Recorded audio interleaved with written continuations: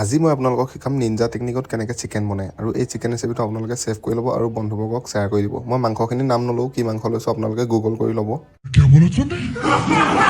প্ৰথমে মালয়েছিয়াৰ পৰা অনা দুটামান পিঁয়াজ কাটি ল'ব। পিঁয়াজকেইটা কিন্তু ধ্যান ৰাখিব, মালয়েছিয়াৰ পৰা অনা হ'বই লাগিব। ইফালে আকৌ ছ'চিয়েল মিডিয়াত চৰ্চাত থকা ক'লা চৌ এটা বহাই দিব। তাতে অলপ মই ডিজেল ব্যৱহাৰ কৰিছোঁ, আপোনালোকে যিকোনো তেল ইউজ কৰিব পাৰে। আৰু তেলতে লাগতিয়াল পিঁয়াজ আৰু অলাগতিয়াল তেজপাত দুখিলা পেলাই দিব।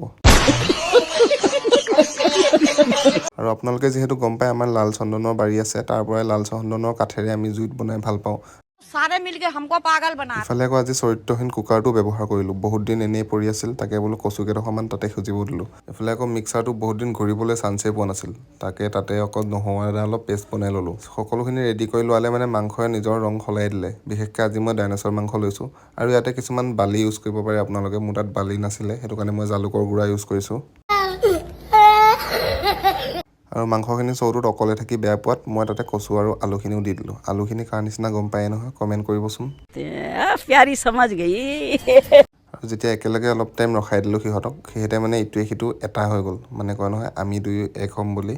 আৰু সিহঁতে তেনেকৈ কোৱাত মোৰ মানে খং উঠিলে আৰু মই লগালগ তাত মানে ভকভকীয়া গৰম পানী অলপ দি দিলোঁ। গৰম পানীখিনি দিয়াৰ লগে লগে সিহঁতে মানে নামৰ নিচান নাইকিয়া হৈ গ'ল। পিছে মাংসখিনি জীয়াই থাকিলে আৰু মাংসখিনিৰ তলত মানে মই এনেকৈ দেখিলোঁ যে চৌটোৰ ভিতৰত কোনোবা সোমাই উশাহ লৈ আছে। আপোনালোকে নিশ্চয় ধৰিব পাৰিছে। আৰু লগালগ এমাজনৰ পৰা অনা কিছুমান বনৰীয়া পাত মই তাতে ওপৰত ছটিয়াই দিলোঁ আৰু মাংস ৰেডি হৈ গ'ল প্ৰায়। আৰু খাবলৈ মই উলিয়াই ল'লোঁ প্ৰথম ঠেংখন, যিহেতু মোৰ ঠেংবিলাক বেছি প্ৰিয় হয়। আৰু ৰেচিপিটো কেনেকুৱা পালে মোক জনাব আৰু লগতে কমেণ্ট এটা কৰি যাব দেই।